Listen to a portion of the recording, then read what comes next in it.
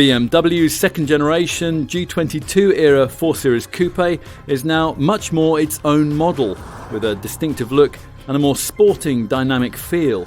It's also a little bigger, a little faster and a little cleverer. For brand enthusiasts, there's plenty to like. BMW claims the differences with their second generation 4 Series Coupe are more than skin deep and will be equally evident in terms of drive dynamics. Well, we certainly found that during this test. For this G22 era model, much has changed over the 3 Series model it's based on, far more in fact than was the case with the previous version of this car.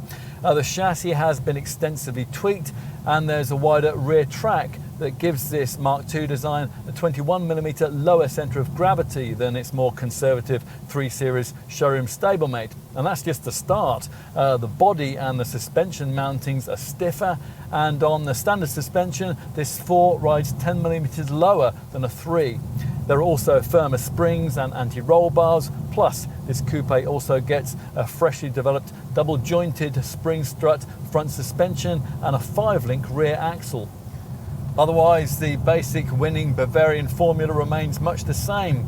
Rivals have long tried to copy the front-engine, rear-wheel drive BMW layout with its near-perfect 50-50 weight distribution, but they've never quite managed to deliver a package with the same kind of involving finesse. Super effective traction and stability control systems keep those back wheels in check, so if you're not a driving enthusiast, it'll all feel quite normal. But if you are, then the feeling of being propelled up the road by the back wheels as you exit a bend rarely fails to offer up a great feeling of pleasure.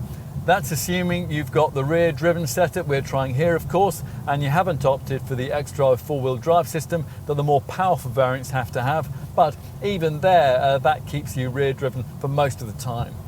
Upgraded 4-cylinder 2-litre engines from BMW's Efficient Dynamics family are used across the power plant range, and that kicks off for petrol people with the 184 horsepower 420i variant we're trying here. The same unit is also used in uprated 258 HP guys in the brawnier 330i.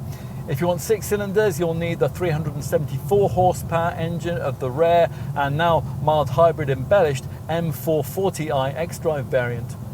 Plus, there's a full-fat M4 competition road burner, which for this generation of models gets xDrive and can now put out as much as 510 horsepower. The diesel lineup kicks off with the 190 horsepower 420D. That also gets the 48-volt mild hybrid tech, and it's available in rear-driven or xDrive forms. Plus, there's a couple of straight-six 3-litre 6-cylinder diesels, the 430D xDrive with 286 horsepower, and the M440D xDrive with 340 horsepower. An 8-speed ZF Auto gearbox is now mandatory with all the engines, and efficiency is class leading. This rear-driven 420i Coupe is capable of up to 44.1 mpg on the WLTP combined cycle and up to 146 grams per kilometre of WLTP rated CO2. Time to take a look inside, with cabin access possible via your smartphone if you've specified the digital key option and you have the right kind of handset. The doors, it turns out, are absolutely huge. They're the longest fitted to any BMW in current production. And once you take a seat up front, you'll find the cabin of this G22 generation coupe a good deal more sophisticated than that of the previous generation model. Some things are familiar though, the motorised belt butler that hands you your belt buckle as you get in, and the slightly lower driving stance that aims to differentiate this interior from that of a G20 era BMW 3 Series, positioning you unique and completely resculpted leather-stitched sports seats with contoured side bolsters. Everything's now a bit more canted towards the driver. The start button's been repositioned next to this restyled auto gear stick, and the steering wheel, that now befits the ambiance of the slightly larger and more luxurious sports coupe those cars become. It's the screens of the standard Live Cockpit Professional package that you'll probably notice first though. A 12.3-inch monitor replacing the previous model's analog dials in the instrument cluster here, and a bigger centre dash iDrive infotainment display which is now much better integrated into the centre of the fascia, and 10.25 inches in size. There's some clever stuff incorporated into this setup, including the brand's connected package professional media setup and what BMW calls an intelligent personal assistant, which works a little bit like the Siri or Google Assistant systems that you might use on your smartphone, and which is there to answer questions that you can voice to the car as you drive it. Getting into the back isn't the easiest task in the world, but it is aided by these electrically operable, although rather slow, front seats. Once you are inside, you'll find the slightly strange combination of surprisingly decent legroom but slightly compromised headroom here. Still, assuming they're not sat behind a couple of basketball players or something, most adults will be fine back here on all but the longest trips. That's aided by the 41mm increase in wheelbase enjoyed by this G22 era design.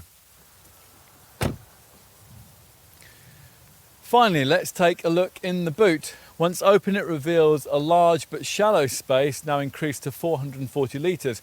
If you need more room, a flexible 40-20-40 split folding rear backrest is provided as standard, and that's accessed via these rather hidden catches in the roof of the trunk area. Although the backrests don't fold completely flat, this allows longer items like skis to be slid forward into the cabin without disturbing two rear-seated folk. So, is this BMW 4 Series Coupe still the car in this class that does it all, the sector benchmark, the go-to choice in its segment? Well, if you're the kind of driving enthusiast that this model has traditionally appealed to, the answer is probably yes. Overall, there's a sustained level of excellence shot throughout this contender that Audi A5 and Mercedes C-Class coupe rivals still can't quite match. Can it be criticised? Well, it would have been nice if the significant price rise which accompanied the launch of this second generation G22 series model could have included adaptive M suspension, which we think you really need to think seriously about adding to the lower powered variants in order to combat the slightly firm ride. Plus, of course, we could talk about that divisive front grille, but that's a subjective call. What's not up for debate is that here BMW has built a benchmark contender in this class. That sounds rather clinical, doesn't it? So let's allow the Munich makers' marketing men to have the last word. This car, they say, is more than just a love letter to performance. Instead, it offers something deeper than that, the promise of a passionate affair.